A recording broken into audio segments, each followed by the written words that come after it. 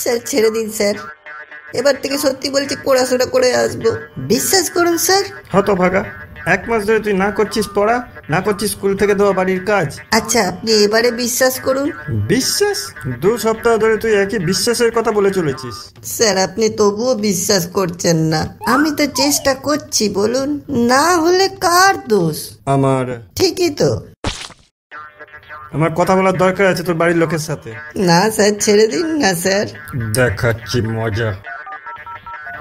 হ্যাঁ hello. Hello, হ্যাঁ আমি বলছি বাড়িতে তো কেউ নেই, হ্যাঁ। আপনি পরে আসুন। পরে আসুন? আরে আপনি কি ঝন্টু ঝামেলার বাড়ির লোক? হ্যাঁ হ্যাঁ, আমি তো দাদু হই, হ্যাঁ সেটাই বলছিলাম। কিন্তু বাড়িতে তো কেউ নেই। আরে মশাই, আমি হেডমাস্টার পল্টু নলধর বলছি, ঝন্টুর স্কুল থেকে। আগে কি ধরব? আহ, ধরবেন কেন? কিছু ধরতে হবে না, ওটা আমার নাম। ও, তা বলুন, ফোন করলেন? হ্যাঁ, আপনার নাতি একদিন স্কুলের কাজ করে আনে না, জানেন?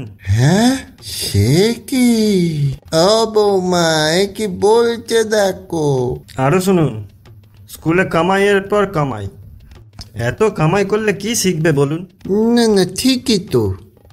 ছি ছি ছি। আরে আরো শুনুন, একটুও ক্লাসে মন দেয় না। এই বয়সে কি মন দেয়া নেয়া ঠিক? আর ওর ক্লাসেও তো কোনো মেয়ে পড়ে না।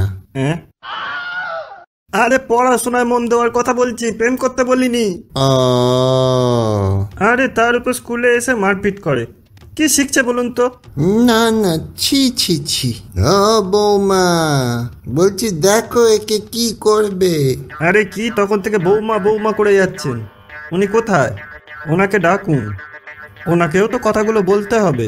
একটা এত বড় স্কুলে নল হয়ে জলের কাজ না করে অন্য বাড়ির মহিলাদের কল করেন? হ্যাঁ, কি? নল? ছি ছি। এই, হ্যালো, ওই দাদু, কি হলো কেসটা?